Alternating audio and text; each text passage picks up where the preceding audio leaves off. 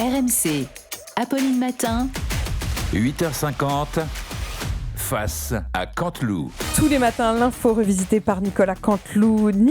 Christian Estrosi, mon invité ce matin, est resté avec nous. Le vrai rebonjour, Christian Estrosi. Rebonjour, j'ai tenu à assister à ce moment-là. Et l'un de vos amis, Éric Ciotti, voulez-vous dire un mot ?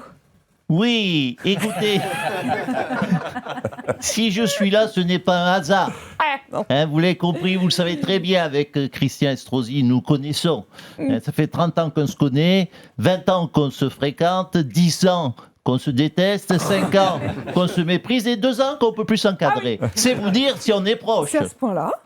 Mais écoutez, en tout cas, moi, je me sens très proche de son fauteuil de Nice. De maire de Nice. C'est ça. Je l'assume, je veux prendre sa place à Nice. Peut-être ne s'est-il pas rendu compte de cet élément.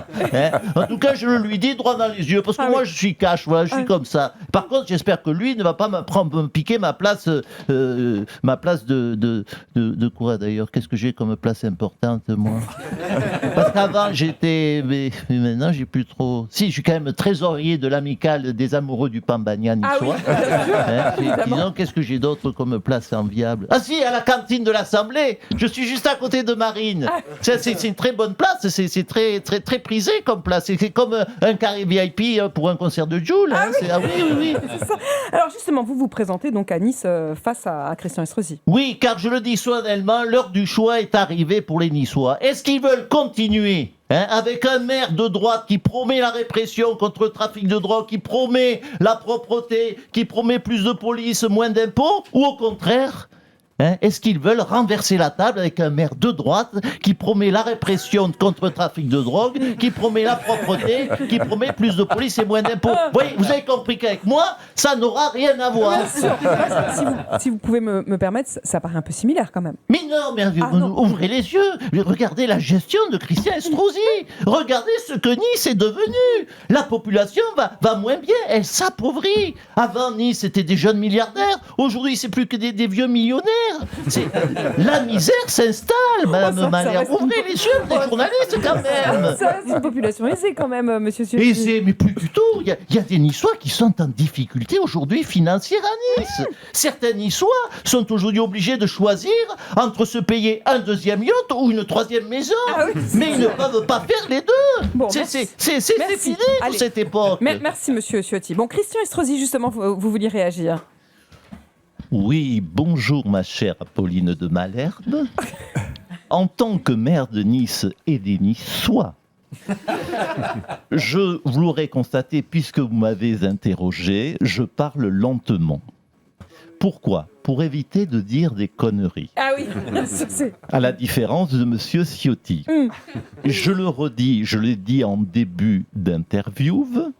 Je partage la douleur des agriculteurs car Nice, vous le savez, chère Apolline de Malherbe, est une grande terre agricole. Une terre d'élevage avec ses nombreux troupeaux de caniches, de Yorkshire et de bichons maltais qui sont à l'image du terroir agricole niçois. Merci beaucoup, merci Monsieur Estrosi. C'est avec tristesse que nous avons appris le décès d'une des grandes voix d'RMC, Roland Courbis, et Zinedine Zidane tenait à lui rendre un dernier hommage. Oui, pardon, bonjour à Monsieur Estrosi. Non, c'est vrai que c'est compliqué. C'est vrai que j'ai bien connu Roland. Déjà, c'était un bon joueur. C'est l'OM, Olympiakos. Moi, je m'en souviens, Monaco. C'était pas mon niveau non plus, mais c'était quand même un super joueur. Et puis, c'était surtout aussi un grand entraîneur. Bon, les Girondins, Marseille, c'était pas mon niveau non plus, mais c'était quand même un grand entraîneur.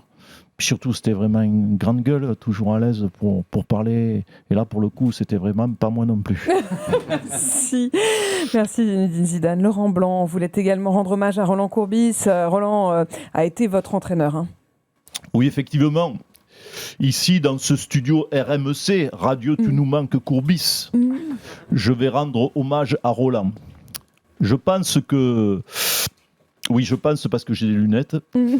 Je pense que quand on rend hommage, chaque mot compte et je mesure la responsabilité qui m'incombe. Et je pense d'ailleurs que chacun est incombé par la disparition de cette absence qui laisse un vide tellement présent. Voilà les premiers mots qui me viennent. Bien sûr. Pardon, un peu dans le désordre, nonobstant l'émotion qui m'affuble et les sentiments qui m'échoient. Et cela, vous le voyez, corroboré par la tristesse qui me fustige. Très bel hommage. Merci Laurent Blanc. Aujourd'hui s'ouvre le procès en appel de Marine Le Pen dans l'affaire du détournement de fonds du Parlement européen. Marine Le Pen, vous êtes là, Madame Le Pen, bonjour. Oui, bonjour Madame, bonjour à Christian Estrosi. Écoutez, oui, je fais appel de ce premier jugement. Pourquoi ? Et parce qu'il est indigne, Madame. Non seulement j'ai été condamné à être inéligible, et en plus j'ai été condamné à ce que Jordan devienne, lui, éligible. Pardonnez-moi, mais je pensais que dans d'autres pays, la double peine n'était plus de cours. Vous pensez que vos avocats peuvent retourner la décision des juges ? Nous verrons bien. J'espère la justice qui fait son travail. En tout cas, j'ai changé d'avocat. Au lieu de maître Bosselu, qui me défendait jusqu'à présent, mon conseil habituel, j'ai choisi le puissant maître Cissé Fanta Diop, grand marabout, hypnotiseur au don naturel, prodigieux, vous connaissez. Alors j'ai trouvé son papier. Oui, sa publicité dans ma boîte aux lettres. Je vous lis. Amour, chance, procès, je soigne ton ordinateur à distance grâce à mon don de médium extraordinaire et cosmique. Et ton amour reviendra vers toi comme un chien fidèle. Voilà. De toute façon, au point où j'en suis, ça mange pas de pain. Hein. Et puis il est africain, ça montrera au juge de gauche que j'ai changé. Ça se tente, ça se plaide. Merci Madame Le Pen. Allez, un mot de sport pour terminer avec la Coupe d'Afrique des Nations. Philippe de Villiers, vous suivez la compétition ? Absolument, c'est très agréable de voir tous ces Africains, les Algériens, Marocains, Sénégalais, Maliens, bonjour à Monsieur Marchal, jouer au football. C'est tellement rare de les voir jouer chez eux.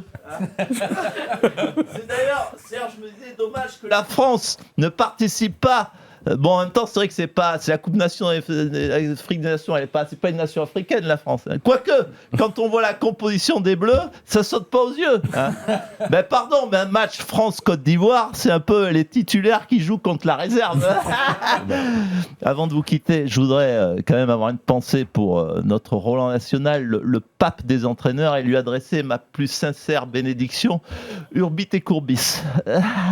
Salut, merci Nicolas Canteloup, à demain même heure. Le temps est venu de reconnaître et que moi, François Hollande, je suis un tombeur, allons. Le temps est venu de reconnaître Mais que moi, Nicolas Sarkozy, alors j'ai toujours été innocent. Le temps est venu de reconnaître. Quoi, c'est trop théâtral, chérie? Ben que moi, Zinedine, pardon, mais j'attends la place de Didier. Que moi, Jean-Luc Mélenchon, tout le monde le sait. Moi, c'est la République, c'est moi. Pour moi, Philippe de Villiers, Vincent Bolloré, c'est à la fois le mécène et le messie. Mais que moi aussi, Goulet, ça fait quand même 8 ans que j'attends que les téléphones sonnent. Hein.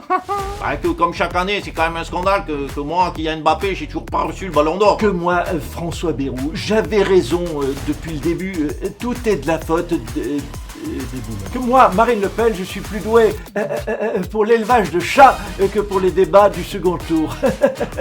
Que pour moi, Didier Deschamps, c'est bientôt fini, mais pour lui, ça y est, ça a déjà commencé. Le temps est venu de se retrouver du lundi au vendredi à 8h50 sur RMC.